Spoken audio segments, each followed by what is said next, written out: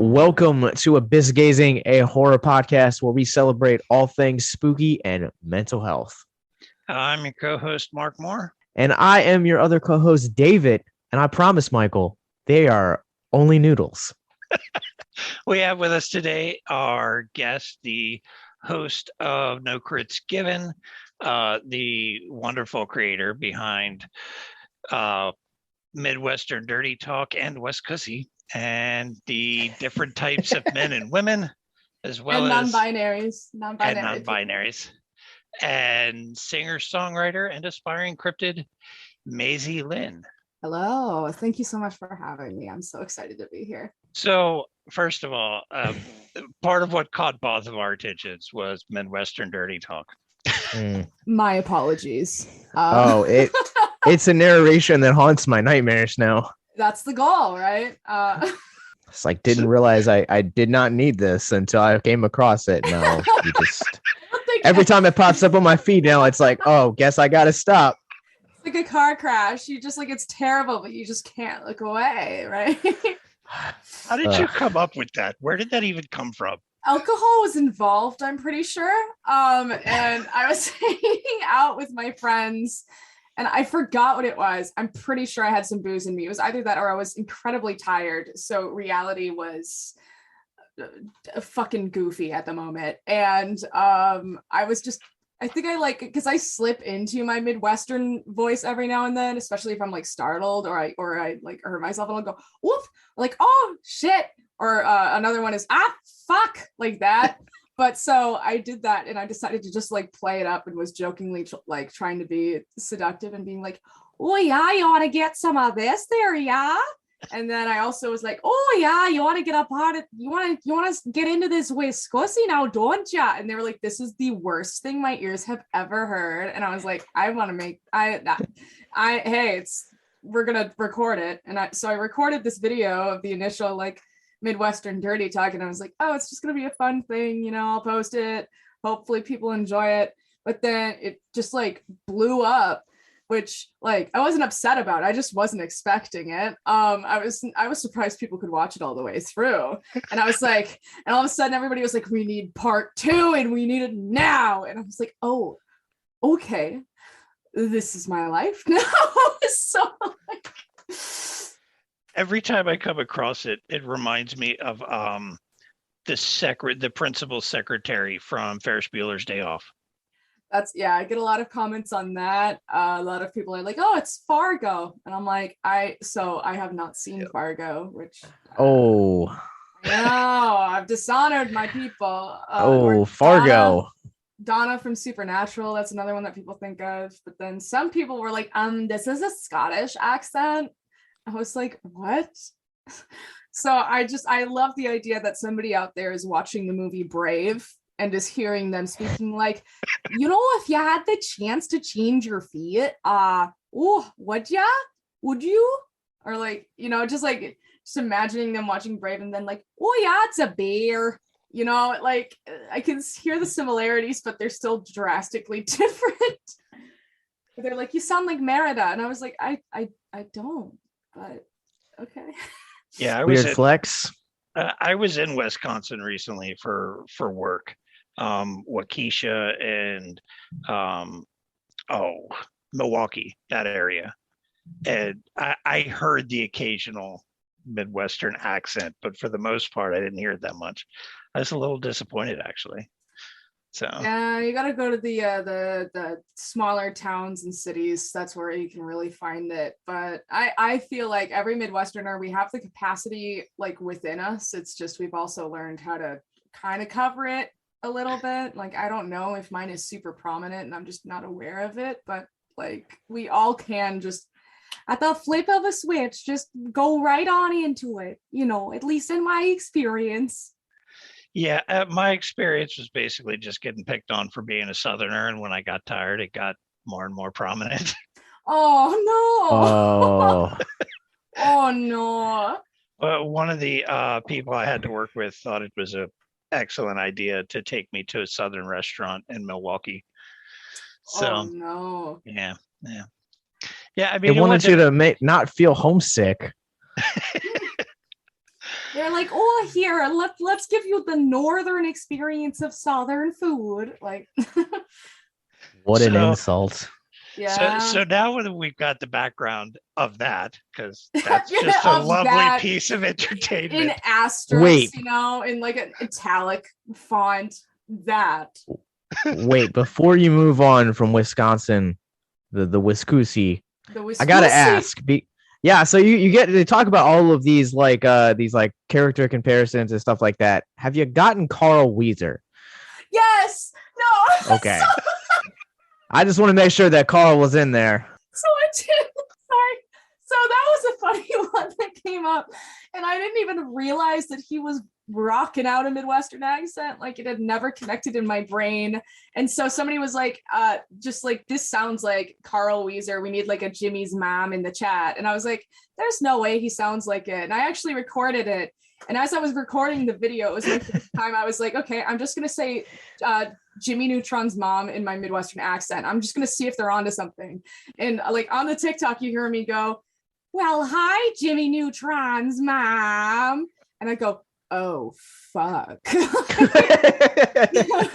And I was like, if y'all gender bent Carl Weezer cosplay, hit me up. And people were like, we need this now. And I was like, I was joking. But now I guess I fucking got it. And now that you have lovely Wiscoosie merch, you can make a limited edition line of Jimmy's mom and just throw Carl on there. But like, yeah, just like me as Carl Weezer. And Jimmy's mom has got it going on.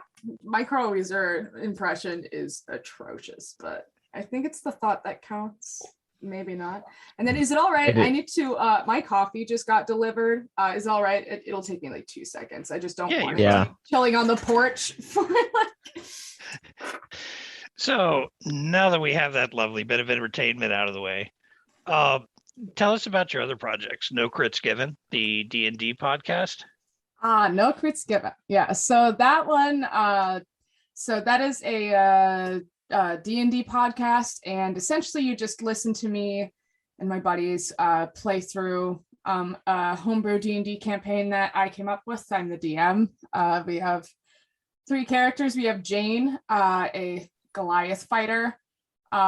He describes himself as 7'12" because 8 foot sounds boring, and he's literally he's a literal DILF. And that's his whole thing. Then we have Cassandra Dietrich, just kind of like the I don't even know how to describe her, but just like the gives no fucks, takes no shits, like, you know, but like almost the one thing that keeps the group from like, you know, burning the town down kind of thing. And just like the one being like, hey, you know, there was this one scene where they were in like a library, and one of them grabbed a torch and was like gonna try to burn it down, and she was like, he's kidding, it's okay. Like, that's the best description I could come up with her off the top of my head. She is a half orc druid. And then we have Kairos, a high elf wizard who is doing his diddly darn best, but his character chose books over people for a majority of his life. So it's this really funny dynamic following, like, you know, Jane, who is like the jolly old like type of social, and then Cassandra, who is like raised and has the manners of a high society person, you know, being like, oh, delectable, you have a lovely home, oh, so great. And then Kyra sitting there being like, I don't like your face.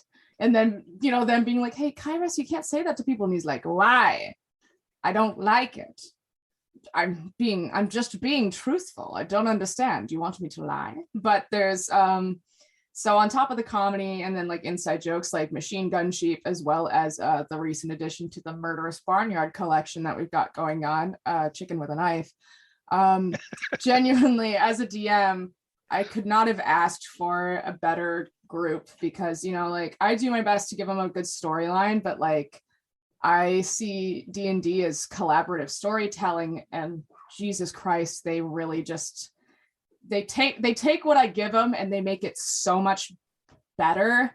And even outside of the comedy, like, each of those characters' backstories is so interesting, and I would happily read like a book on each of their backstories and stuff like that. So like when I hype it up and when I talk about the podcast, I don't want it to ever come across as like, listen to me and like my DMing. It's like, nah, you need to sit down and listen to these amazing fucking people and these like rich, vibrant, unique characters like really come to life. And they also play off of each other so goddamn well too. It's just, it's a delight to get to be a part of. Yeah, it really comes across as a podcast for people who enjoy D&D for one. And I mean, I've heard players who are also DMs use other people's games to get ideas. Oh yeah. And it also comes across as a podcast you can listen to for somebody that just likes to hear like book on tape, things like that, because it's an improv story with a basic underlying route that you take with it, and then everything else is just kind of improv off of that, and it makes for some funny conversations and situations. And I've had it on a couple times listening while I'm sitting here painting my miniatures. So oh, thank you. Yeah, and it's also something I always recommend as well, especially the way that my brain works, because I've got ADHD as well as dyslexia. So like sitting down and like reading rules and stuff like that can be a pain in the ass. So because the way I learned D&D best was through listening to the Adventure Zone. So my other thing too, and my goal with it is that I wanted to make a D&D podcast that could be enjoyed by people who had never played the game before or who were maybe interested in playing the game before. Because like, there's hearing the rules and hearing it mentioned, and like, I've had a couple of outside, people who'd never played it before, and I'm describing like, yeah, so then you just do whatever you want, right? They're like, so what are my moves? And I'm like, anything, you just do it. And they're sitting there confused. And so it's one thing to explain it, but to actually like sit down and listen to people play through. And especially like the way that we do it is I make sure when I'm editing, I do include like conversations surrounding like rules and points and stuff like that, so that people can also like listen to and like understand, like how we actually play through the game, so that you're able to like learn, get an idea of like the flow of like at least how we play, while also hopefully enjoying the storyline. Yeah, and the more witty your players, the more fun and enjoyable it can be. God, they're so much smarter than me, dude. It's so I'm like the GM. I need to keep the story. Like there's multiple occasions where Kairos, right?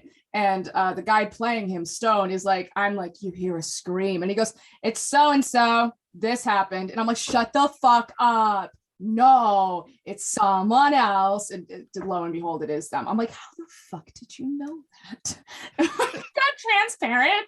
Like, and we have this running joke too of like, we'll edit that out in post, which I certainly do not, because he saw right through me. I'm like, oh, you solved my puzzle. It's an Adventure Zone reference. But or too easily. Yeah, I've always been around it. I said the D&D and Pathfinder and all those. I've always been around it. I've never played. The world of miniatures was my calling instead. Oh yeah. So respect. Miniatures hold like just such a great place in the heart, because like it's like commissioning a drawing, right? It's like you get to see this character, especially because like I get very unhealthily attached to my characters, especially I've got one coming up. I'm going to be in this Twitch live stream on Twitch. I hope it's okay. Am I allowed to promote this on here? The D&D live stream. So it's going to be a live stream D&D campaign on twitch.tv/5% chance, hosted by Brill from Dumpstat Podcast. It's me playing alongside some other like just these amazing creators on TikTok, and I'm sitting here like, hi. And I'm already unhealthily attached to my character. Like I haven't even gotten to play her yet, and I'm like, hello. If anything happens to her, I'm going to start crying. like talking about her. I'm like, so this is Nadine, and I fucking love her. So. Okay, awesome. All right, and where can people follow along with that campaign? So it is hosted by 5% Chance on Twitch. So that's going to be twitch.tv/5% Chance. And you get to go on there and see a bunch of different creators. If you're on TikTok, it includes High Thrall, Scarlet, Coin Trick, Eldritch Author, as well as like members from the Dumpstat team. Brill, who's one of the hosts of Dumpstat, is going to be DMing, and it's the Dark Dominion, which y'all might enjoy. It is a horror themed D&D campaign. So we are going to be trying to survive and make our way through this dark, twisted world. And, you know, it's Ravenloft. Yeah, that's the word. And so it's basically just like this void, this domain literally just made of your worst nightmares too. So that's how it kind of connects to it. But yeah, I am so freaking excited. Like, I think it's going to be a lot of fun. And I've gotten to meet these creators and I'm like, y'all are so cool. And frankly, just beautiful, beautiful fucking people. And I'm just excited to get to be a part of this. Will there be vampires involved? That I do not know. But Brill did release a video and he showed us his notes, and it was a hamster in full armor wielding a weapon, to which I responded with BBEG review. Is this the bad guy? Was he Ravenloft the entire time? This little armored hamster. So I don't know. If I'll write up Brill and be like, hey, listen, if you don't have vampires, we're gonna lose a section of audience. All right. And while we're still talking about the campaign, do you guys have like a time frame of like when it goes up, or is it just like one of those check the socials types of situations? I would say the best way, you checking out like following like Dumpstat Podcast on TikTok, as well as any of the creators that I mentioned. I'll be doing my best to post updates. I can pull up the dates. I believe the first stream is June 4th, and then there's one after that. And then we are hoping it will be taking place for a bit, as well as we are hoping to have it recorded. So if you can't make it to a session, you can still enjoy it in post, but that's not confirmed. And you can also cut that out potentially. I'll have to ask to make sure that they're okay with me releasing that. So sorry, I'm pulling up the dates. Yeah, so official first 2 stream dates are June 4th at 6 p.m. Central Standard Time and June 18th at 6 p.m. Central Standard Time. I might have to tune into that, because D&D campaigns and watching them with the right people is just, it's full on great entertainment. Well, thank you. And it's also, I believe all of us are going to be in full cosplay as well. Like, I know that I have been dropping monies on getting a very thorough cosplay. I did post like a photo of me in like some of the armor. And so I got myself gorget. I don't know how to pronounce it. I've got some shoulder pauldrons, as well as I forget what it's called, like the shin guards, ye old shin guards, but armor and cool. And then the other people who do significantly better cosplay than me are hard at work, so it's going to be a lot of fun. So before we get started into the Lost Boys, what other projects do you have going on that you want to talk about and put out there with us? I appreciate that so much. You letting me. Mainly, it is the TikTok. It is. I am hoping to start Twitch streaming, where I would do drunk drawing segments where I intentionally get safely intoxicated. And the rules is while intoxicated, I have to draw whatever people in the chat tell me to at the drop of a hat. So one time I made a character called Little Cactus, which was Little Nas X, but as a cactus, because people were like, draw a cactus. And I was like, great. And they were like, give him the sparkly rhinestone suit. And I was like, gotcha. What? So there's that, as well as I do enjoy the idea as well of making a Patreon exclusive streaming as well, where I play through The Sims.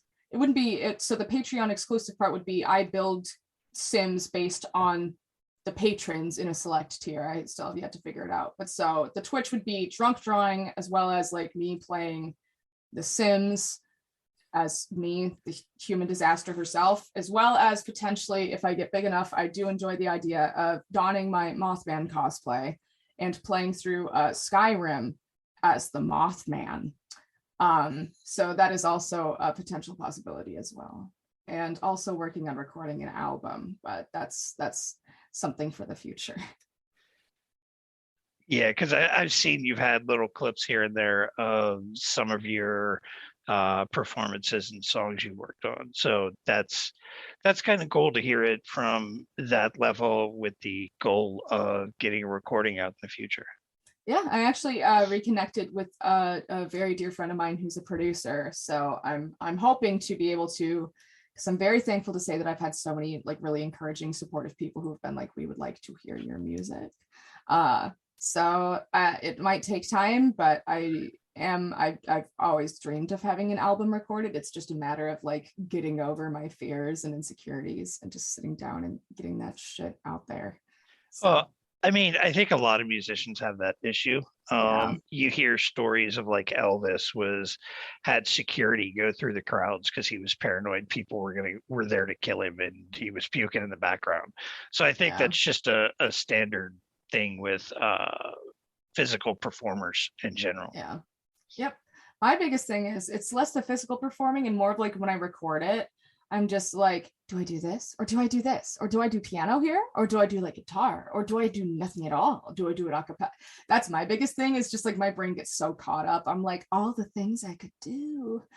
So many options and so little me actually doing the damn thing. So that's my biggest block as like a writer, is just actually like, because I've got the very basic layout of the song, but when it comes down to like adding all the other parts of it is where I get kind of caught up. Yeah. So we are here today to discuss The Lost Boys.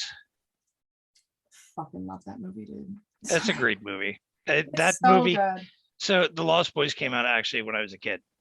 So I got to see it when it was new, and I get to kind of brag about that and rub it in Josh's face because he's the younger of the two. Yes. Look, this is something that I don't understand about you, is that we've spent like 22, 23 episodes up to this point, not including what we've done for like other podcasts. And you always complain about like how you are the old man of our group, but now you're wearing it as a badge, as an honor. When it comes to Lost Boys, the rules are off, man. That movie... fuck yeah, dude. So that one is very near to my heart, because that was like one of my favorite movies. Like my dad was the one who showed it to me, and it was one of my favorites. And we still reference one of my favorite lines from the movie to this day, which is like, "You're a vampire, a goddamn shit-sucking vampire. I'll wait till mom finds out about this, buddy." Like that is still the funniest fucking thing to this day, because as somebody with a sibling, I've got a little brother. Hey, shout out to you, little bro. I fucking love you, you dip fuck. But fucking love my bro. And everybody's like, you say hello by like, he'll hit me up and he'll be like, "Hey bitch," and I'll be like, "Hi dickwad." And they're like, and you like your brother?" And I'm like, "Oh, I'd fucking die for him, but he's a shithead." But just the whole dynamic and how they were able to, because I think that like a early Google search is that movie was one of the first horror movies to incorporate comedy on top of the horror, or at least it was one of the ones that got bigger that had comedy intentionally mixed in with the horror instead of it being accidental. And I could be absolutely fucking wrong. Like, I think you might be correct. I think it was the first time that we're seeing a larger studio like Warner Brothers attempt that. Yeah. Because by this point, Troma had been making movies for a while, and they're infamous for kind of mixing that horror and that comedy level.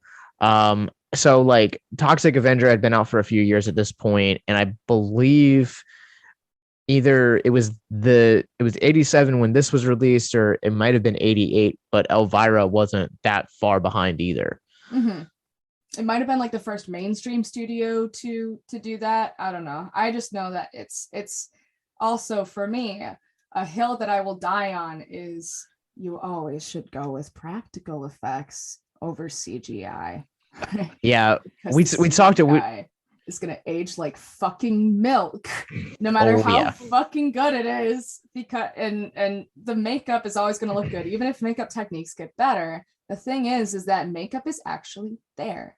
It is actually present.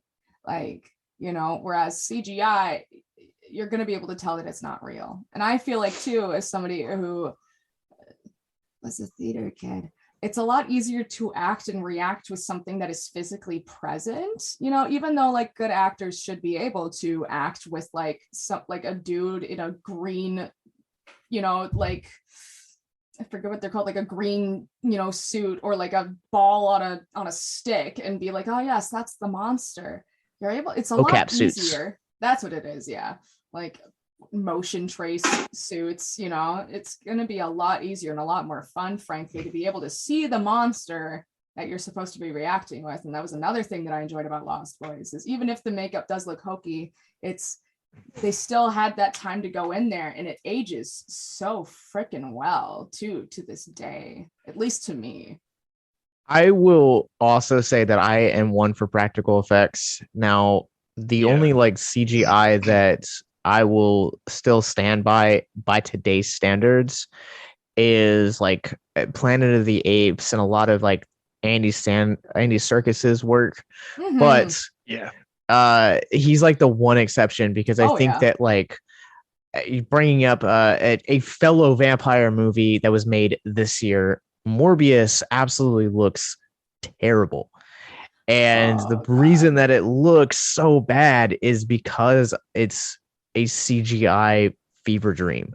Whereas when you look at something like this, or like Fright Night is another great example, like made within, you know, the remaining years of like the late 80s, they hold up so well, and there's a timeless quality to them, because you're telling, you know, this is essentially a story of, you know, a kid that is essentially wanting to fit in, and in the process of that journey ends up, you know, kind of stumbling upon something he didn't intentionally want to. And yeah, I think that's relatable. And I think even we're still feeling that influence today, because, you know, on this rewatch, like one of the things that like I noticed about, you know, Michael and Corey, I can't remember Corey Haim's character's name. Too. But like Corey Feldman was one of the Frog Brothers. Yes, I remember that. But Corey Haim is like, this is what I'm saying, is like the Corey Haim's family, like their story in the beginning is identical to Carrie Coons's character and her family in Ghostbusters Afterlife. It's the same exact setup. Sam. So we got Sam. Sam. So so the main characters are Sam and Michael. Sam, Michael, Laddie. If you or someone you know is listening to this podcast right now, and you're struggling with suicide, addiction, self-harm, or depression, we encourage you guys to please reach out. This is the heartbeat of why we do what we do. Suicide is currently the 10th leading cause of death in the United States, and as of this recording, there are 132 suicides that take place each and every day on American soil. And when you scale back internationally, there are 800,000 successful suicides. That is one death roughly every 40 seconds. So if you or someone you know is struggling, you guys can go to victimsandvillains.net/hope. That resource is going to be right in the description wherever you guys are currently listening or streaming this. There you'll find resources that include the National Suicide Lifeline, which is 1-800-273-8255. You can also text HELP to 741-741. We also have a plethora of other resources, including churches, getting connected with counselors, LGBT resources like the Trevor Project, and also veteran hotline as well. Please, if you hear nothing else in this show, understand that you listening to this right now, have value and worth. We get it. Suicide, depression, mental health, these are hard topics, and the stigma around them doesn't make it any easier. But please consider the resources right in the descriptions below, wherever you guys are listening, because once again, you have value and you have worth. So please stay with us. Yeah. Yeah. Another thing. Oh, sorry. Oh, no, go ahead.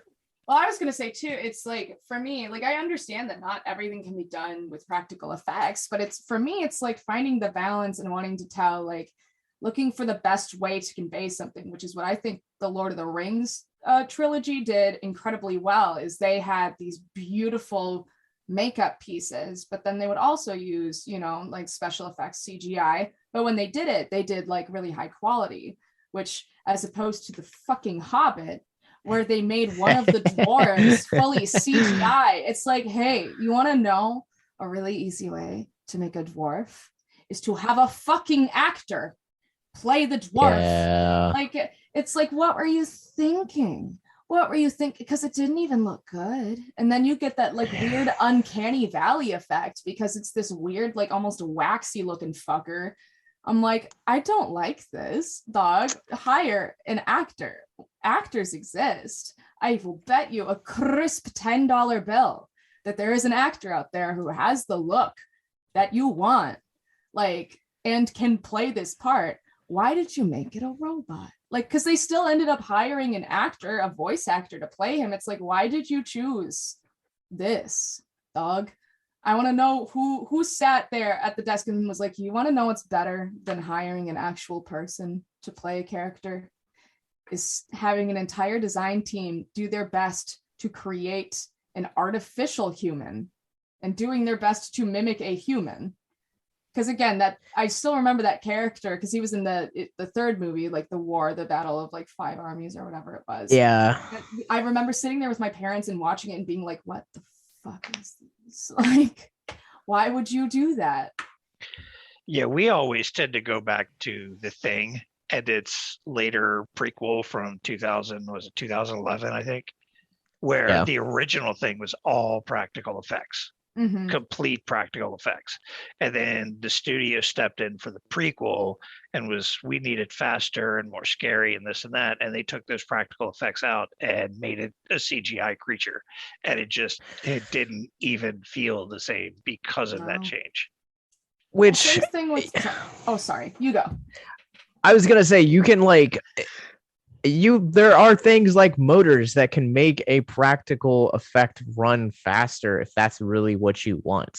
Jurassic Park, they built an entire T-Rex, like, and that's why it's so fucking iconic. Like, because when you do practical as well, that iconic scene in Jurassic Park where like the roof of the car comes down on the kids and they start screaming.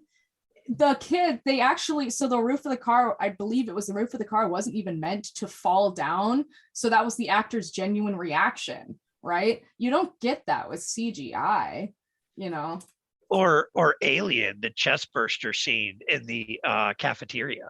Yeah. Nobody knew that was going to happen except the actor and the director and Ridley Scott. Those were the only people really involved. And that was people's genuine reaction to this horrific scene happening in front of them.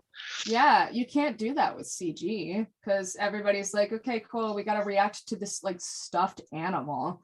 Like, you know what I mean? It's like there's no good stories behind that. Like, the whole thing with Jurassic Park 2 is that the T-Rex wasn't waterproof. So like in between takes, they would have to go there and like dry off this giganto dinosaur robot. And then like to do a few takes in the rain and hope to God it didn't short circuit their giant T-Rex robot. Like you don't get that with CG. It's like, and then they, a poor overworked animator had to, with an unrealistic time frame and not enough pay, was supposed to try to make something that looked scary. And it was like, because I respect the fuck out of animators, but it's like another thing too, is like the reason why Cats looked so terrible is because like they didn't let the animators finish. They were like, all right, hurry it up, let's get this out. And they were like, we're not done. Excuse me, hello? Because, that's another thing too, is like with makeup, you can't use it until it's done, right? Yeah. But when it comes to animation, like this awful thing that people do to animators and it makes the animators look bad is that they try to force them to like push this movie out and this product out before it's finished. This is your annual reminder to release the butthole cut of cats. That is all. Show us them buttholes. Show us them butts. So one of the things I really, me and my wife were talking about it last night, was Kiefer-Sutherland being the lead vampire was probably, out of everybody they cast, the best bet, because every movie he's in, he already looks pissed off and angry. I've never seen him even smiling. He looks like he's ready to just slap somebody for being stupid. And when they add the makeup for the vampire effects to him, he was the most intimidating thing in the movie. Mm-hmm. Yeah. And they did such a good job too, like, especially because the movie, I believe, is meant to be like, I forget what it is, like a nod to, or like a twisted version of Peter Pan, right? That's why they're called like the Lost Boys. And so Kiefer's character is meant to be kind of like the Peter Pan character. And it's, you know, because like if you think about it, remember, you know, Peter Pan, they go to Neverland, the boys never age. You become a vampire, you never age. So it is meant to be like that's why, you know, that's why it's called the Lost Boys, is it is like a nod to Peter Pan. And then you consider too the flying scenes as well, like it's a nod to this like dark twisted take on the original Peter Pan story, which I think is just fascinating, that somebody looked at Peter Pan and was like, now let's do vampires, you know? And it works. Wait until you see Chip and Dale Rescue Rangers, if that's what you want to say about Peter Pan's. I will leave that at that. I will also show my hands, because you guys showed your hands pretty early on in this conversation. I didn't grow up on this. I didn't see this movie until probably a couple years ago. And this movie like remains the one movie that if I could experience this again for the very first time, I would want to see it. I remember watching this for the first time a few years ago, and this movie does red herrings extremely well. It has a great take on the vampire mythology, but also at the same time, and I've gone on record in saying this, I said this earlier this year when we did Interview with the Vampire, I'm not a vampire guy.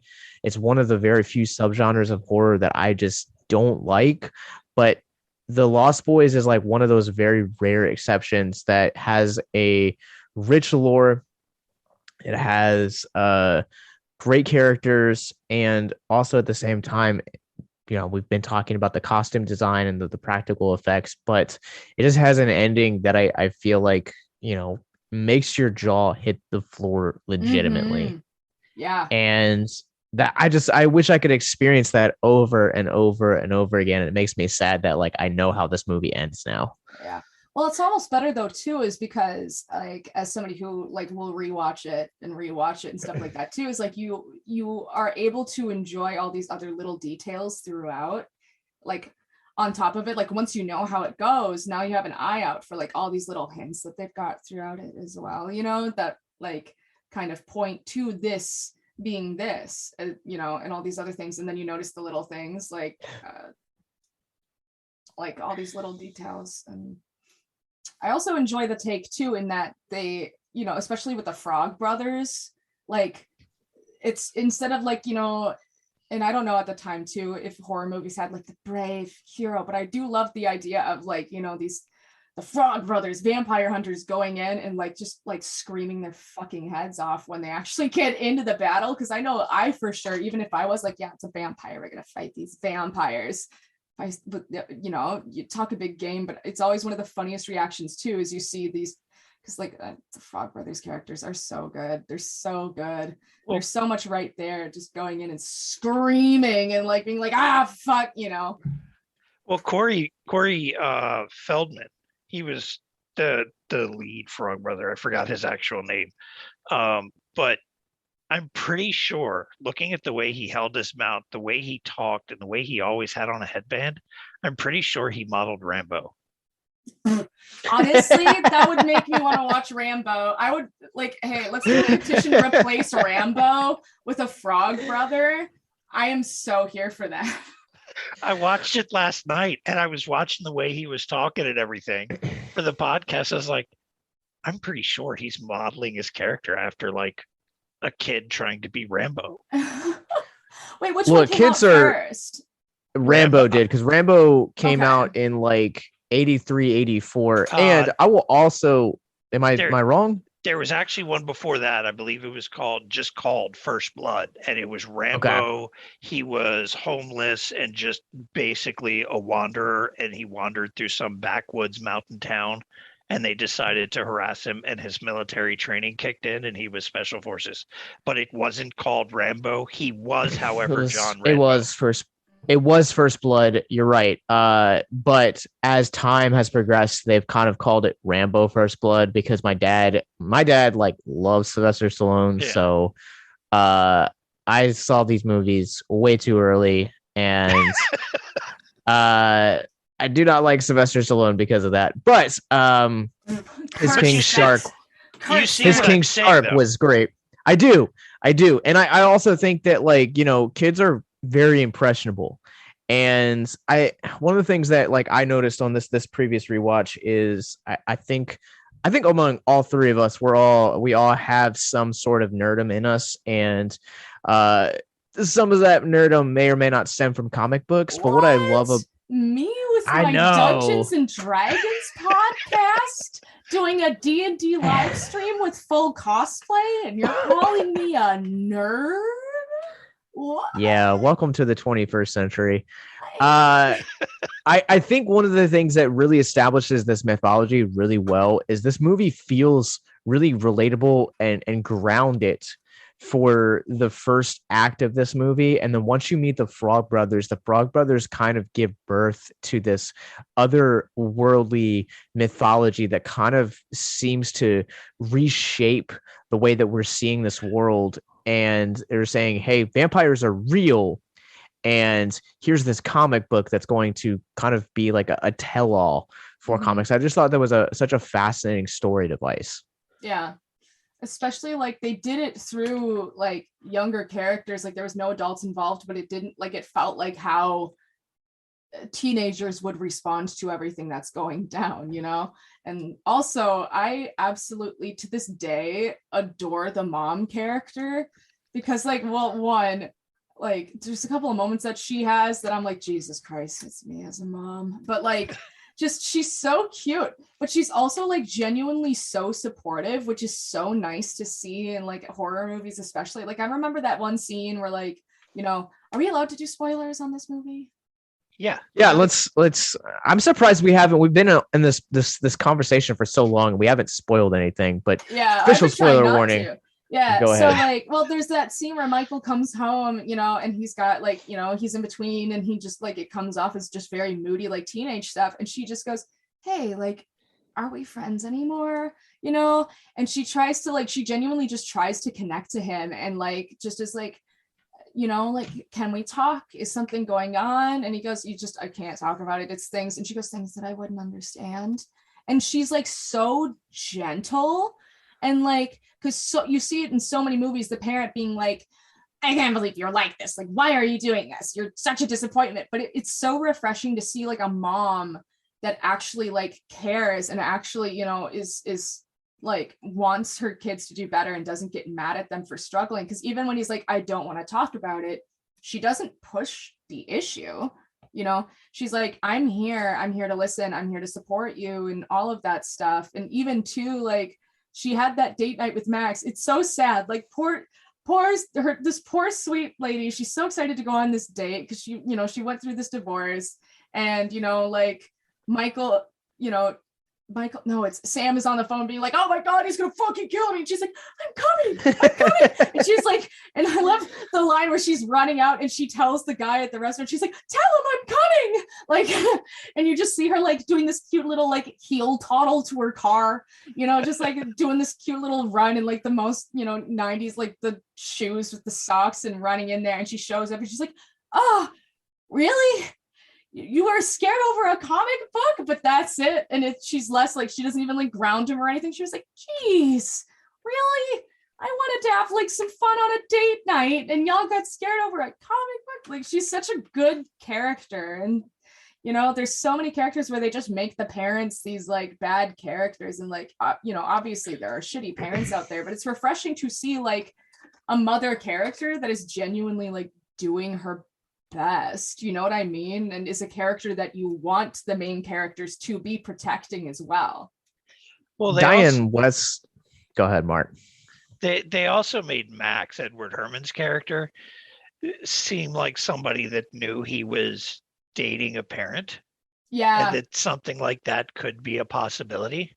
Yeah. So he was just completely chill and understanding about the whole thing in the date scenes when stuff would go on, when stuff like that would happen. Yeah, like especially oh, sorry.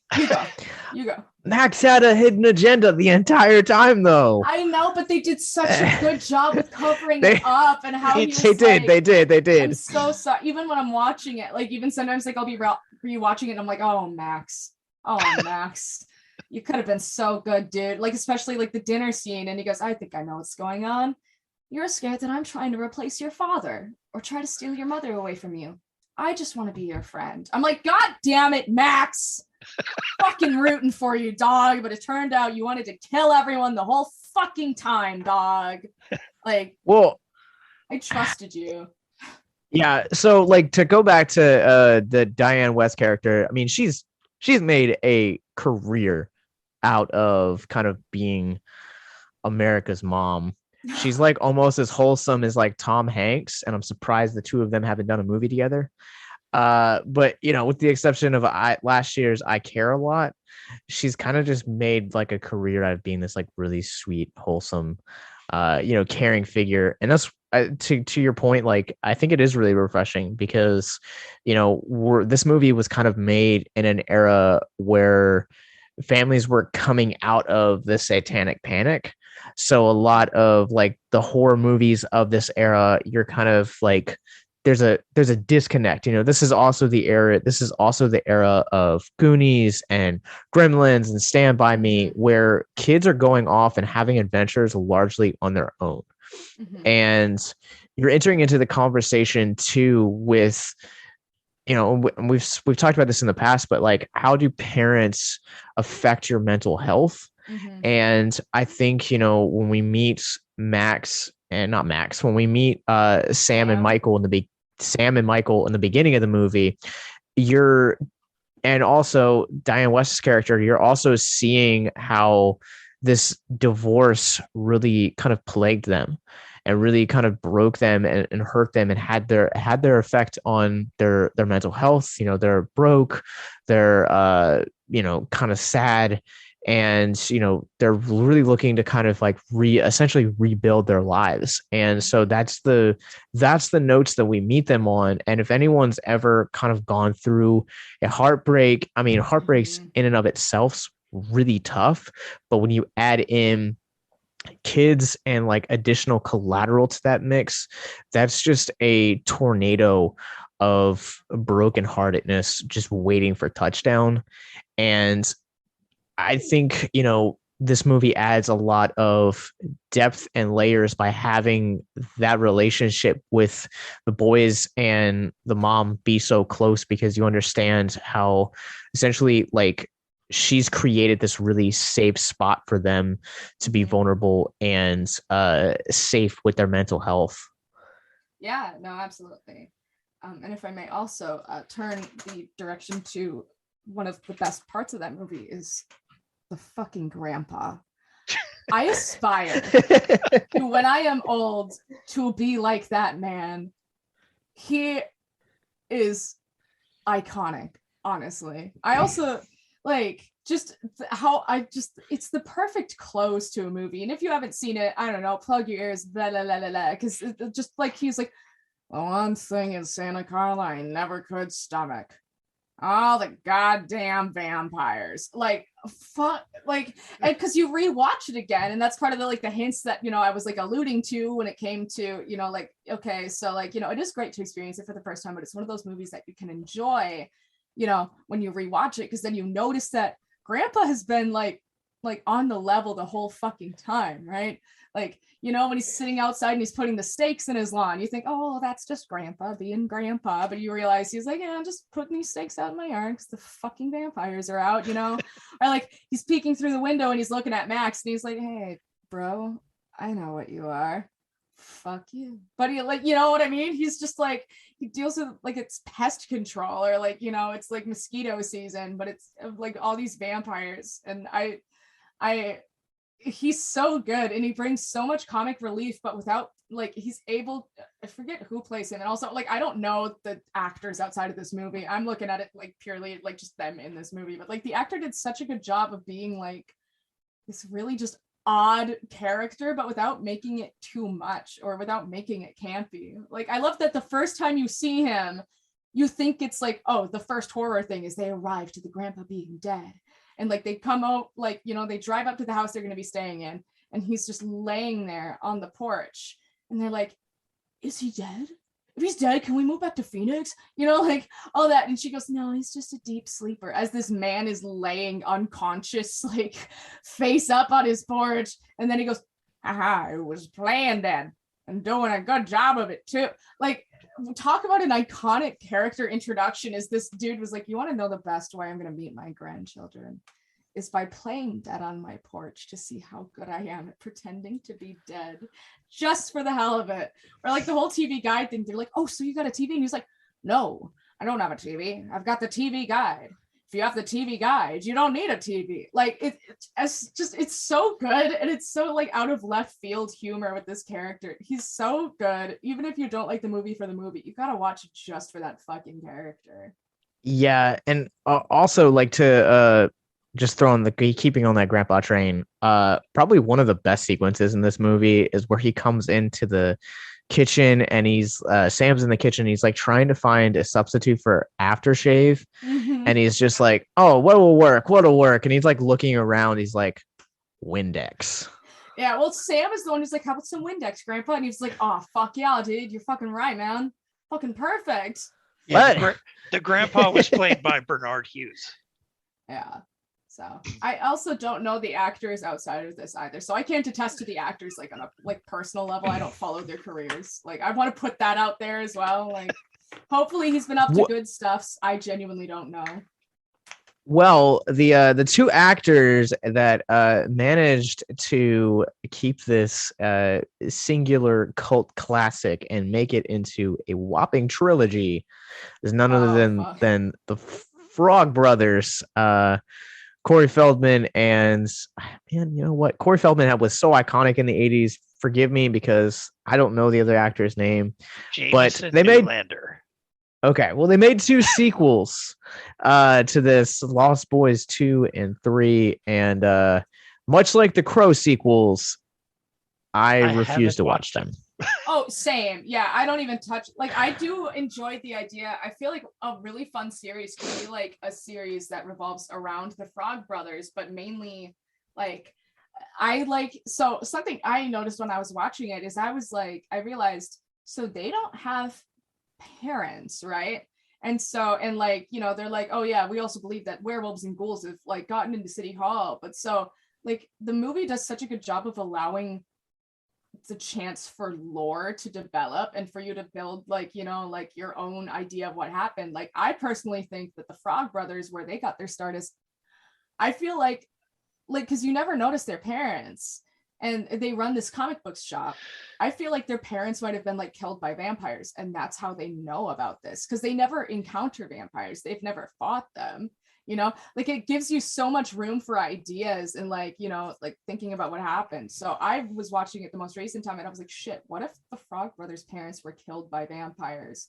And that's why they've like become so obsessed with them. Or even better, what if their parents were like on the level, knew vampires were real, taught them about vampires, and then something happened to them? Like, well, with knowing there was vampires, it brings a whole new meaning to their comments about werewolves and other things. How many other creatures are wandering around out there? Because you wonder what made them realize that the vampires were real, right? Because like, it's a horror comic. Like, my brain immediately, like, eventually after rewatching it however many times, because it's a fucking good movie, is just thinking, what made them believe so wholeheartedly? And the other part is, how do they know so much? How do they have all these expectations but no experience with taking them down? You know what I mean? Like, and that's why my brain was like, maybe their parents were killed by vampires. All right, hear me out. Okay, so this property just lies dormant right now at Warner Brothers, and HBO Max is resurrecting and giving us a prequel series to another beloved 80s film with Secrets of the Mogwai, the Gremlins animated prequel. Hear me out, Mark.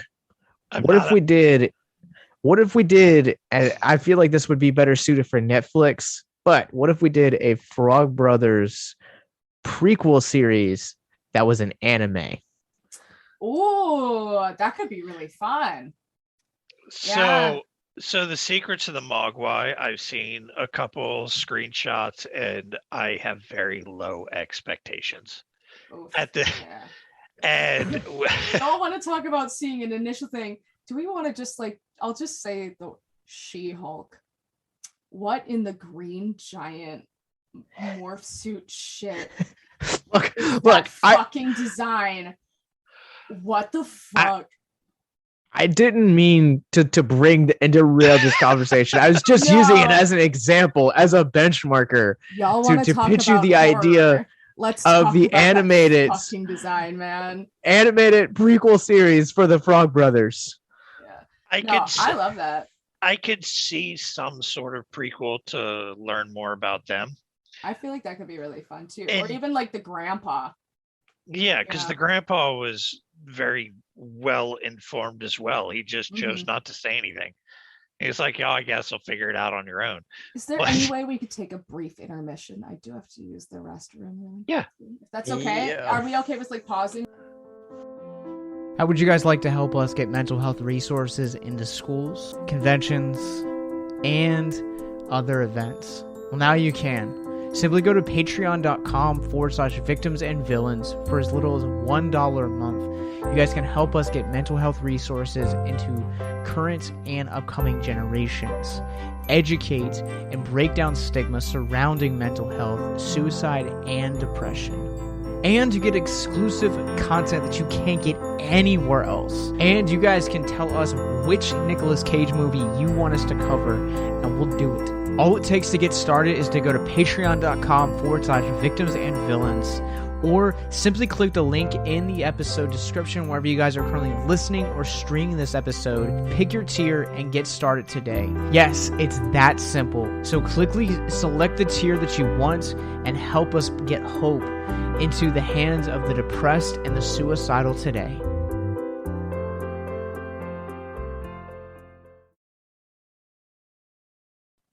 Well, before the break, we were talking specifically kind of about this anime Frog Brothers, but one of the things that I think this film does really well in its opening shots is it kind of gives you this really creepy theme that feels like it could belong to like an anime. It's the film's like signature theme, but also at the same time, the music in this movie is just so timeless and it's so like well placed. Oh yeah.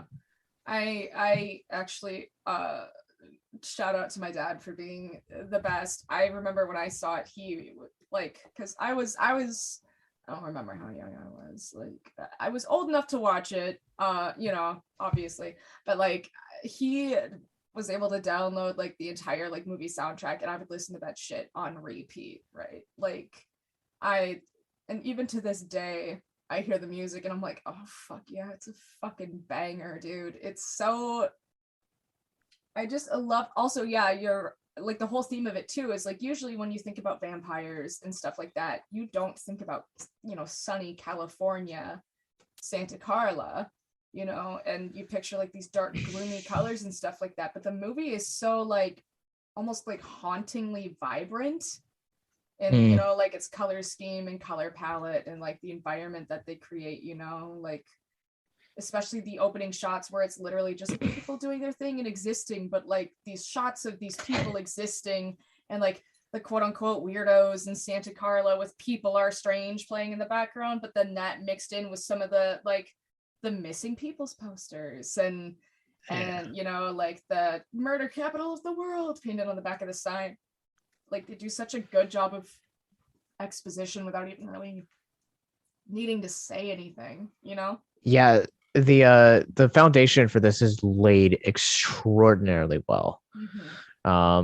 With the Murdo capital of the world, you kind of getting to see how you're like, I don't know if this is just kind of like my experience, but like most spots like Santa Carla, as you're exploring this this opening shot on like the boardwalk and the beach, like most places like that have kind of like, I don't want to say a seedy underbelly because I feel like that sounds too extreme, but it has kind of like that Santa Carla a vibe where you can kind of understand how like a place like this, like even though it looks kind of like family friendly on the surface, like has like a bit of a dark side. And I think to your point, is this is fantastic because like you get those like Santa Carla is the murder capital of the world, but also at the same time, like Sam says when they're like coming into Santa Carla that it smells like people died.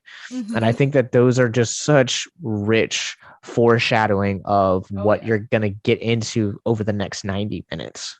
Especially if you went into it not knowing what the movie was about. What a fucking twist too. You know what I mean? Because they never really make it clear that it's vampires until you see all of this stuff happening, especially even the Lost Boys. You don't really understand. It could be like just about like murder and all this stuff, and it also, like, going off of your point too, the whole idea of it being almost this like vibrant family friendly thing almost adds to how sinister it is too. It's that idea of like almost like the honeypot, to where it's almost that much more terrifying in that it's somewhere that, without seeing the movie, that I'd be like, oh, this looks like a fun place to go, especially the boardwalk, right? And with like Star's character and how the fucking actress is just like stunning too. It's really, it also adds, at least to me, that sinister element of like this, place that, it seems like, oh yeah, it's got its problems, but it's still like a really fun, vibrant place, is home to this group of fucking people eaters, like it's something so fascinating because, again, what a interesting take to make the setting where these vampires are California. You know what I mean? And it's so I had never heard the Peter Pan reference before, which I find amusing because I've been watching this for years. But would that make Star and Laddie Wendy and her brother? Probably, yeah, potentially too. Yeah, because I'm trying to remember how all the characters lay out. But I do know it's either whether it was I feel like it can't be whether it was intentional or not. I think that's why they chose the name Lost Boys. I believe that it was meant to be like echoing, but yeah, I believe that would make Star and Laddie, Wendy and one of her brothers, or it's well, because it wasn't Michael the name of one of the brothers in Peter Pan. That I believe don't remember. So. Yeah. So I do know one of the cool things about this movie. The movie Jordan Peele did, Us, a couple years back. So that whole theme park scene and a lot of the scenes from the movie were taped at that same theme park from The Lost Boys. No nice. Way. Yeah. I saw it. I saw Us opening night in the theater, and watching it. It's like, that looks like Santa Clara. That looks like the same place. And I went home and looked it up. It's the same. They used it in both of them. Oh, damn. Is awesome. It Santa Clara? I've been saying Santa Monica. Like, God damn it. It's got Santa in it. It's the same. It's actually Santa Carla. Carla. We're all wrong. We're all incorrect. Wow. You were closer. I said Santa Monica. Monica and Carla. Those are two very different names.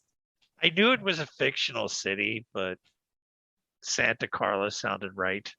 Yeah.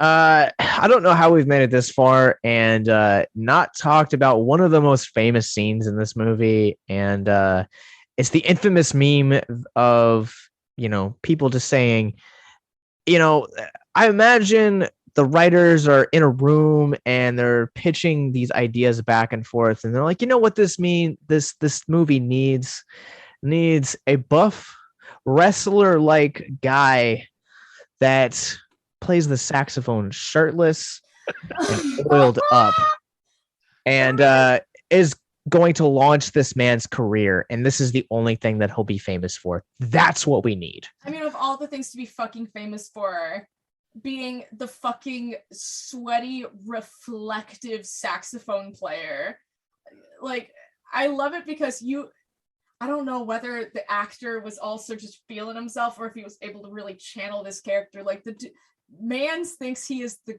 god of sax while he's like fucking playing that saxophone and all of that. He's playing it as if he's getting the women pregnant in the audience, just with he's like, I mean, he's like, you're gonna listen to my sexy tunes and you're gonna leave with my baby. Like, I aspire to have the confidence that that sweaty buff saxophone player had.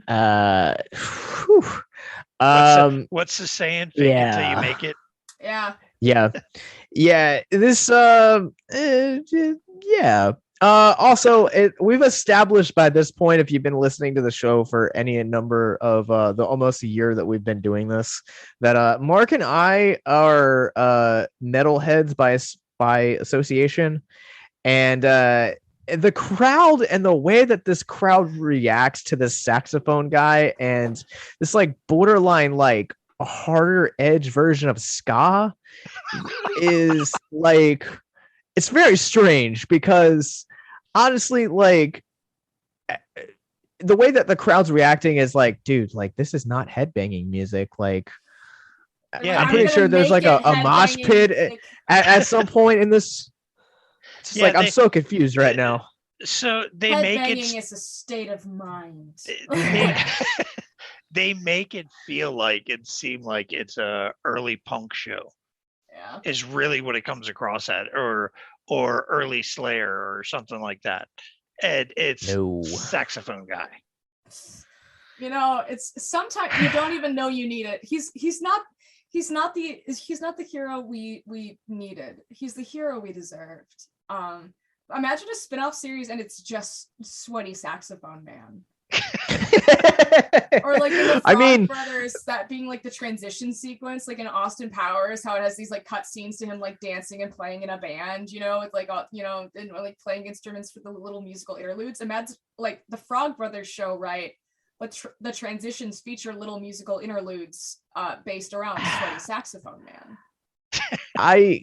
I don't hate that, but also this man has now also made a career out of doing this. He Mark and I were talking about during the break, like, he does conventions regularly, he plays lounges, does like personal appearances. Like, he hated this character for a long time, but like once like nostalgia kind of kicked in and like everyone was like clamoring for like the slightest bit of like 1980s nostalgia, like he's made a career and embraced it. Yeah, I mean, you might as well, if you're known for something, run with it. Yeah, that's one of the best things too, and something that I will like always respect too, is when somebody's able to take something that, like, you know, something embarrassing and just kind of own it and then make something good out of it too. You know what I mean? Like Robert Pattinson just like really owning up to the fact, like, yeah, Twilight fucking sucked. You know what I mean? But like it's the same vibe as like if Robert Pattinson were to take on a role of a vampire to poke fun at himself. Like, that's one of the best things, in at least to me, is the people who own up to like, yeah, this was embarrassing and I hated this character, but they're able to make it into something good and not be embarrassed of it. That is so admirable to me, as opposed to the people being like, don't talk about that role. Don't talk about that part that I had. Well, it's kind of almost like the equivalent of like the actor that plays like old Greg. Like, TikTok and like social media period has kind of just made that character like infamous.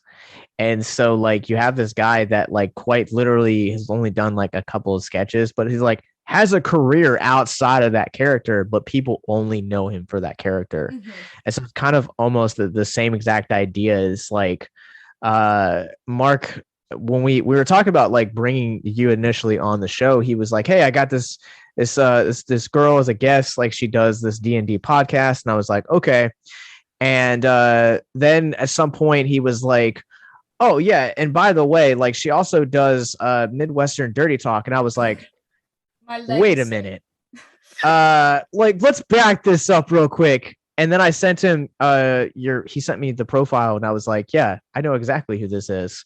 Thank you, TikTok algorithm. Yeah. But it's like you go for like what you're famous for. You know, and sometimes that's good, sometimes that's bad. It's just like that's something too is that I try to do is like if it's embarrassing, don't even try to hide it, because like then people are able to use it to hold power over you. Like I filmed a makeup tutorial on my YouTube, and so one of the parts in it, like I'm not meaning to sound like talking myself up and being like I'm so brave, but like it's something I try to do as a creator to like basically own my mistakes before anybody can own them for me. Like I was trying to film, I grabbed a brush, and this giant fucking cat hair just like floats off in front of the camera. And so I was like, that was so embarrassing. Even in the video, I go, that's embarrassing, cute. But I was like, I need to include this, you know? And so as opposed to like trying to cut away from it, I just made sure to like do a fucking zoom in and pan and like just watch this little cat, this giganto cat hairs like descent from my brush to the ground. And I put some of Gary Jules' Mad World, but like bass boosted that shit because I was like, you know what? If it's embarrassing, we must include it. Like, I'm not gonna let anybody point it out before I get the chance to point it out. It's like you don't get to embarrass me. Yeah, that sounds familiar with cat hairs flying everywhere. Oh my god. My case, dog hair. We can brush him, we can groom him, and everything. I think people have received painted miniatures for me with like dog hair here and there in the clear coat. If you can't love me for my cat hair, you can't love me at all. All right, it's part of the package. You get Maisie-Lynn, you get the Wisconsin, you get the Midwestern-dirty-talk, but it is covered in cat hair. Even like, you know, I come out of the shower and I'm brushing my hair, and there's like a cat hair, and I'm like, yes. It's like. Perhaps if they were to take a blood sample, they would be like, yes, you've got cat hair in your DNA now. And I'd be like, cool. It just doesn't leave. We've talked a lot about this movie and kind of like what it means to us and stuff like this. And I think we've gotten pretty deep into this movie. And yet somehow we haven't talked about like Kiefer-Sutherland and kind of the David Michael relationship. You know, there's not a whole lot of like deep mental health things that are going on in this movie outside of like, you know, divorce and moving and stuff like that. But also early on in this, you have this you have the idea of peer pressure with David and Michael and him trying to kind of impress Star. And I, being Michael's age at one point in high school, like I did a lot of dumb things to kind of impress not only people, but also like girls that could be potential suitors. And man, I have lots of regrets about dumb things that I've done. But I think it's interesting to kind of look at the peer pressure element, because had it not been for that, you know, Michael essentially wouldn't be in this position where he's now a vampire. Well, it's two things in one, really. You've got Michael's trying to impress Star, Jamie Gertz's character. And then you have he's kind of got to be the dude and show off and everything with David as well, that I'm just as tough as you are kind of thing. So it's two things playing into it as to how he got himself in that situation.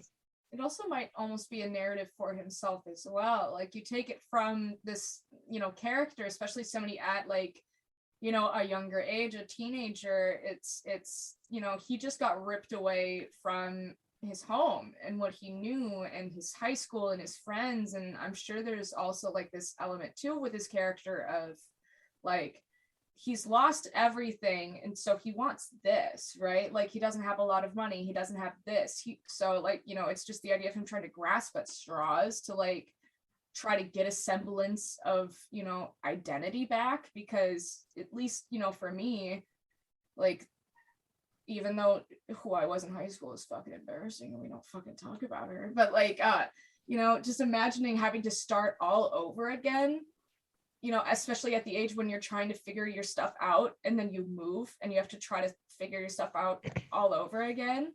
Like, you know, I think that could also be a part of like, because he, you know, and part of the reason why he might have gotten so sucked up in all that is because he didn't really have anything else too. Yeah. You know?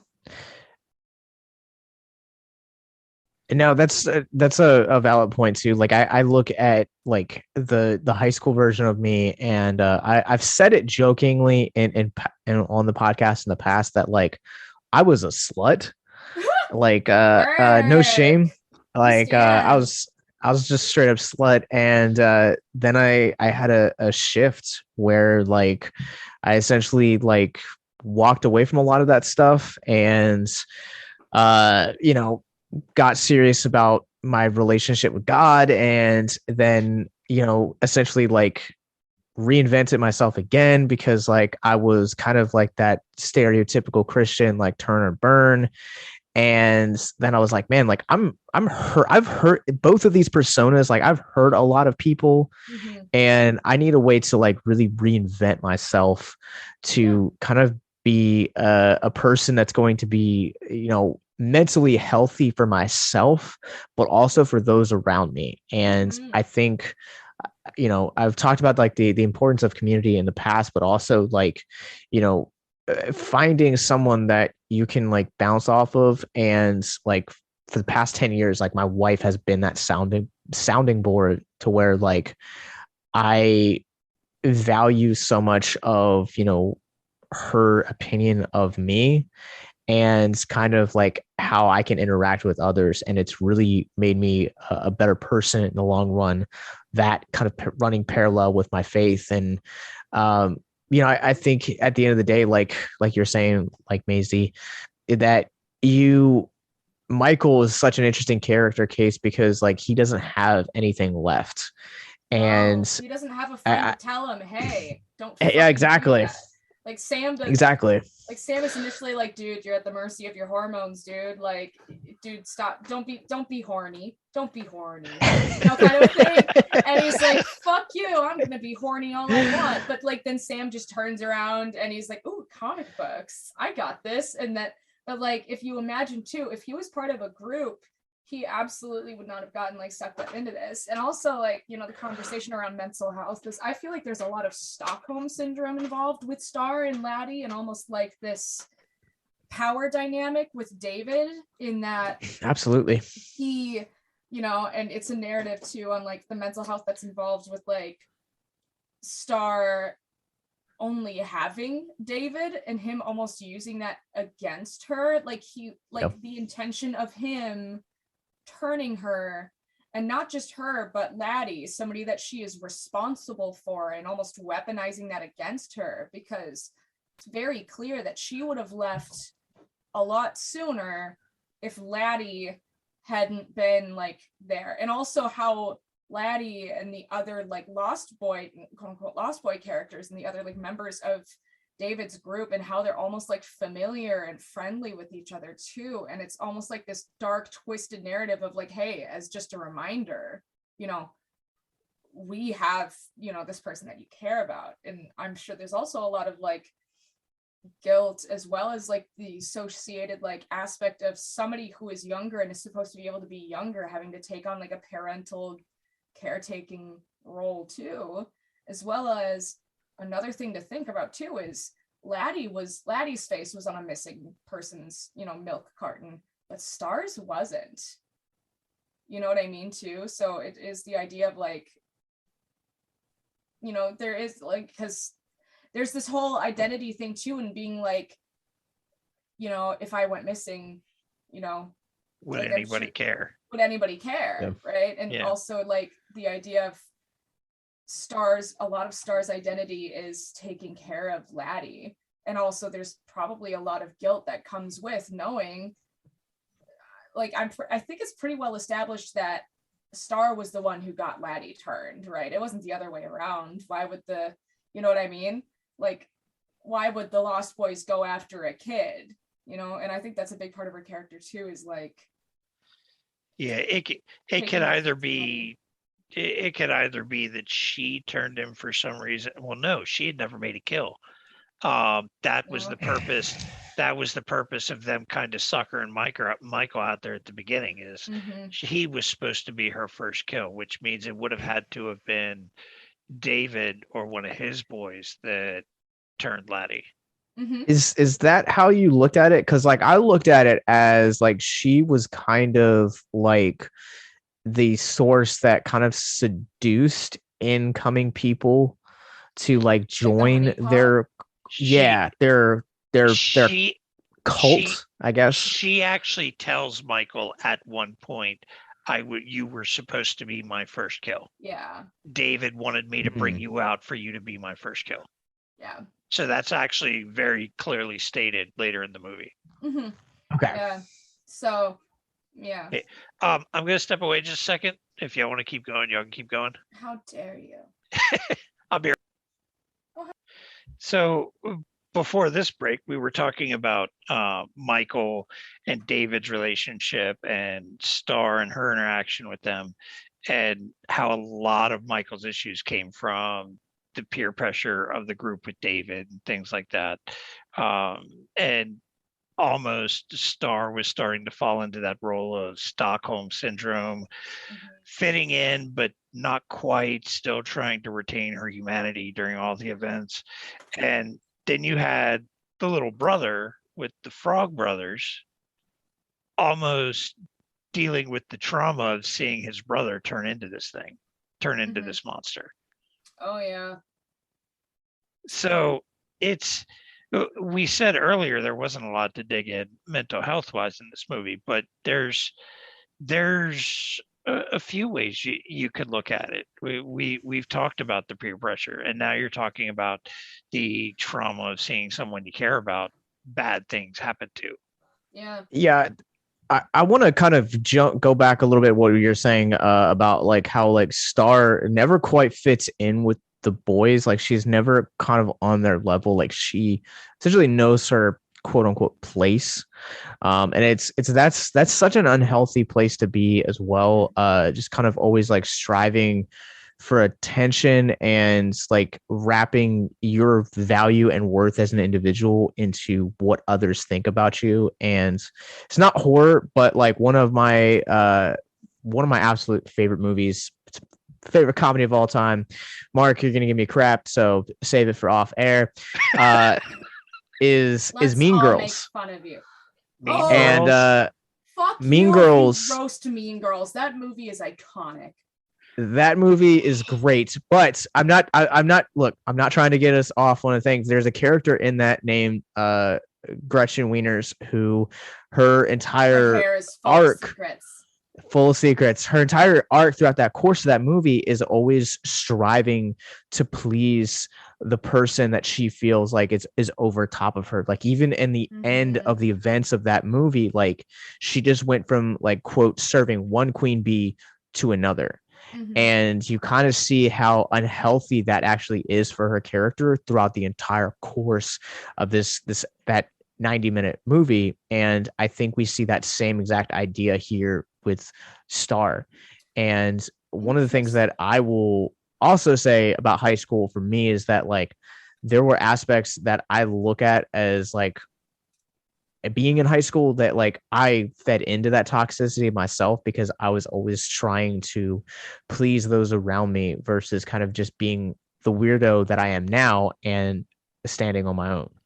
Yeah. Interesting, because I always took it as Star never really wanted to be there, but she was almost like trapped. And I the way I understood it I also don't want to sound like I'm saying you're wrong. No, absolutely not. It's a very interesting, because when I watch it, I interpret it as she was trapped there because David wanted her, and he found a way to almost like coerce her into it. And whether that was through, you know, turning her brother Laddie, somebody that she cared about, and making it so that, well, now you have to be with me because your brother, like, you know, can't fit in with other kids. He might bite another kid. He might, you know, kill someone in turn, right? Now he has to be with me. Now you have to be with me because now you're both monsters like me. I'm the only one who can take care of you. I'm the only one who can, like, you know, you can be yourself around. And that's how I always interpreted it too. And how if she was trying to, you know, because to me in my brain, if she wanted to fit in, she would have been like, yeah, Michael, drink it, drink the wine, drink the blood. But she was like, don't. She was like, hey buddy, don't. Hey buddy, guess what? I like your energy. I like your motivation, right? You know, you got good intentions, kid. Don't do it. It's a bad call. It's a bad fucking idea. You know what I mean? She was like, hey, please don't. That's a bad call. So to me, I always thought as she was very much trapped. And whether that be because of like the guilt of like whether she wanted to join them initially and she almost pulled a Michael, but because Laddie was like such a part of her being that when she fell for that and like went with you know, David and all of that, Laddie got roped into it. So it's just this constant source of guilt of like, because I was reckless, now this child might turn into a monster, you know? Or whether it was like Laddie got turned before she had the chance to. Like, that's how I always took it. And speaking of which, that also brings on a trope too, that you get to see an interview with a vampire too, is like the idea of a character who always looks young and forever young, but is centuries old, is such like a terrifying dynamic too. Right? Like the idea to be an like, eternal kid. To be an eternal kid too, because it really does a good job of warping, because so many people are like, I wish I could just be a kid forever. I'm like, can't fucking relate, dog. Like, I can drive now. I have a whole new humor, and it's called like, you know, dirty jokes and adult humor. And it's like, yes, like childhood is a lot easier, but adulthood, I am much happier now that I'm grown than I was as a kid. And not to say that like I had a bad childhood. I'm very thankful to say that I've got amazing parents. I've got an amazing relationship with my parents and my brother and my family overall. But it's like, I get to do a lot of things that I wasn't able to do as a kid, you know? But yes, Mean Girls. That's why her hair is so big. It's full of secrets. But so that is also brings on another dynamic too, is I wonder if at the back of Star's mind, she's terrified of the idea of Laddie giving in to these, you know, dark, you know, urges. And one, seeing this child kill someone already is like, hey, that's a big old yikers from me. Is like seeing this little kid that you're responsible for turn into a killer, you know. But two, that is a fate that I wouldn't wish on anyone, is being trapped as a child. You know what I mean too? Yeah, centuries. they for as much as like I kind of like am like very much split on this movie, the Eternals really did a good job at exploring that, where like here you have like a quite literally like a 15-year-old that's like trapped in the midst of like all of these like adults that get to go live their lives, and she is just kind of perpetually stuck in the body of this 15-year-old. So like she can't experience things like alcohol or like, you know, staying up late or sex and, you know, all of the things that, you know, I don't want to say make adulthood's fun, because like there's like, you know, give and take, like, yeah, you're good and bad, but like just kind of being stuck in that. And it's like to your point, stuck on level 1 of a video game forever. Oh, it's God. Also covered in the tutorial. It's also covered in Invincible as well too, with the with Monster Girl, and hers is also especially terrifying. With, I don't know if you've seen the show Invincible. It's, oh God, it's so good. But like there's this character, Monster Girl, and she's kind of like the Hulk, but the thing is that she got her power from a curse. But what happens is every time she shifts into this like Hulk monster form, she gets younger. So she's roughly 30 years old, but she looks like she's 13, right? Yeah, that was the Invincibles, wasn't it? Yeah, it was like that animated TV show Invincible and stuff like that too. And it's like that whole narrative, you know, and like an interview with a vampire, you know, and he's trying to soothe, you know, this character that he turned, and he's like, see that old lady, like you'll never be her. But she's like, yeah, but I also don't get to do anything else. And also the idea of like having, you know, being centuries old and looking like a child, like nobody's gonna take you seriously too either.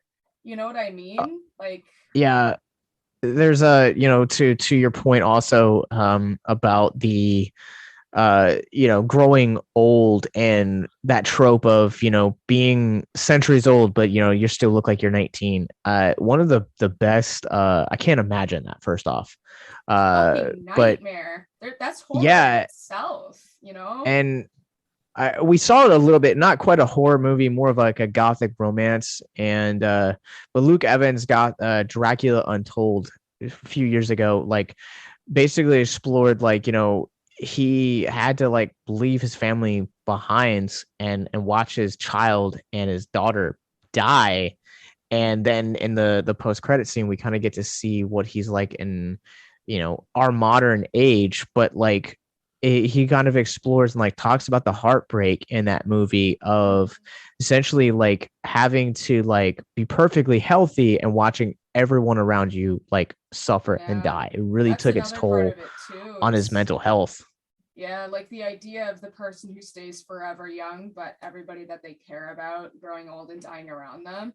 Like it is such an interesting thing that is always so fascinating to explore, is the idea of like, you know, everybody wants to stay young forever, but then you think about what that would actually mean. And especially like when you talk about staying young forever, like you don't consider, you know, how there can be horror involved with that too. Like, you know, the case in point of the idea of a child being stuck as a child forever.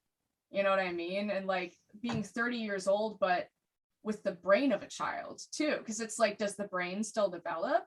Or do you still struggle with, you know, like, because, you know, children's brains aren't fully developed either. And so the idea too of like a child having the powers of a vampire, but like, because I think it was covered at like Twilight is Twilight. I'm gonna put that out there.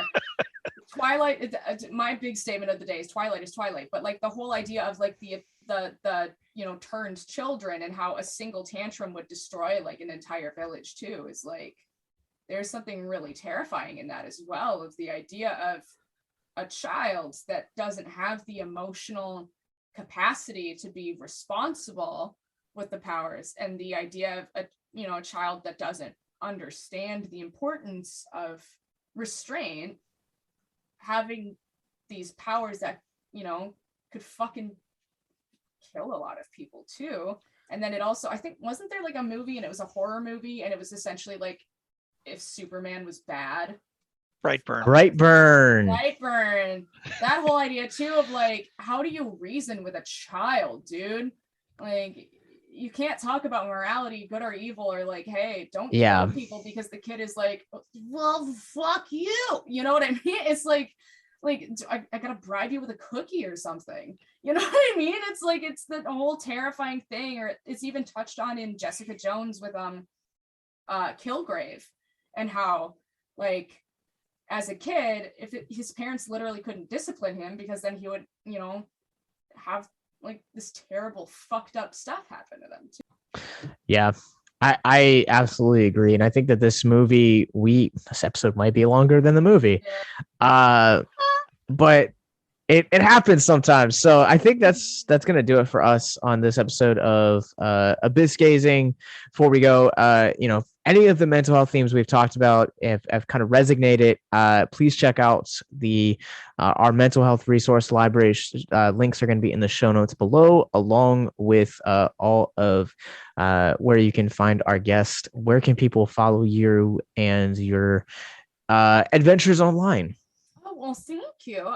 So you can follow me on TikTok at Maisie-Lynnie. That's at MAISIELYNNIE.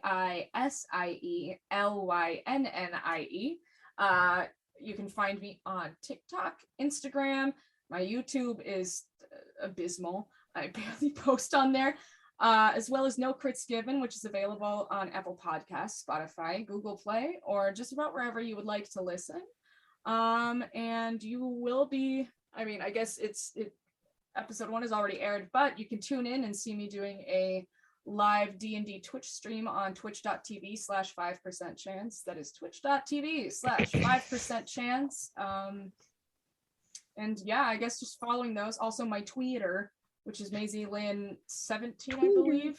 My Twitter, which is, I think it's maisie-lynn-17. If not, any link, I've got link trees in my bios on all my social media to find it. That's where I just post my random intrusive thoughts. Like, just, hey, I have a thought pop into my head. I twit it. I twit it. I'm sticking by it. I twit it. Twit it. I twit it. Hit it, twit it. But yeah, and I also wanted to thank you both again for having me. This has been an absolute blast, and thank you for ranting. But of course. Favorite movie, one of my all-time favorite movies. But of course. All right, Mark, where can people follow you online? I don't have a whole lot online. I just have my miniature painting and go through Instagram at Titanium Juggernaut Painting. Yeah. I really need to update that. I haven't posted anything in a while. Yeah, I think your last one's like March when you saw that band. Yeah, Canal Dark Club. Tranquility. Yeah. Yeah. So you guys can follow me on Letterboxd at Captain Nostalgia, and also occasionally post on TikTok under Gent Ghostface. A lot of horror content over there. But you guys can follow our parent company, Victims and Villains. We are on Facebook, Instagram, Twitter, Twitch, YouTube, and wherever you guys get your podcasts from. You guys can go to victimsandvillains.net, where you guys can find more podcasts like this, movie reviews, all links to our socials, and most importantly, our mental health resource library.